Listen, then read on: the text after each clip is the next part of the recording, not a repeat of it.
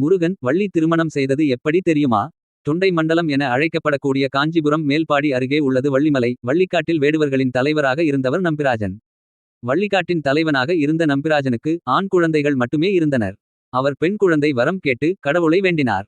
சிலமுகி என்ற முனிவரின் மாய சக்தி காரணமாக அரபி என்ற அழகிய மானின் வயிற்றில் கருவாகி பிறந்தாள் வள்ளி. வேட்டைக்கு சென்ற நம்பிராஜன் வள்ளிக்கிழங்கு தோன்றும் இடத்தில் கண்டெடுக்கப்பட்டதால் அந்த அழகிய குழந்தைக்கு வள்ளி என்ற பெயர் வைத்தார். வேடர்களின் வழக்கப்படி குழந்தைக்கு 12 வயது ஆகும் போது நெல் பயிரை காக்க காவலுக்கு அமர்த்துவது வழக்கம். அந்த வகையில் வள்ளி நெற்கதிர்களை விலங்குகள் பறவைகளிடமிருந்து காக்க அமைக்கப்பட்ட பரணி மீது அமர்ந்து பயிரை காத்தார். ஒருநாள் எதேச்சையாக அப்பகுதிக்கு வந்த நாரதர் வள்ளியின் அழகை கண்டு வியந்தார். தணிகை மலையில் வீற்றிருந்த முருகனிடம் வள்ளியை குறித்து விவரித்தார். வேடர் குலத்தவர் முருகப்பெருமானை வழிபட்டு வந்தனர். வள்ளிக்கு முருகன் மீது இருந்த பக்தியை குறித்தும் நாரதர் கூறினார். நாரதர் சொன்னதை கேட்டதும் முருகப்பெருமான் வேடன் போல் சென்று வள்ளியை நேரில் கண்டு அவளின் அழகில் மயங்கியதோடு காதலிக்கத் தொடங்கினார். அதன் பின்னர் தன் அண்ணன் விநாயகப் பெருமானின் உதவியுடன் தன்னுடைய திருவிளையாடலை நிகழ்த்தி வள்ளியை திருமணம் செய்து கொண்டார். மேலும் பல அரிய தகவல்களை தெரிந்து கொள்ள எங்கள் சேனலை மறக்காமல் சப்ஸ்கிரைப் செய்யுங்கள்.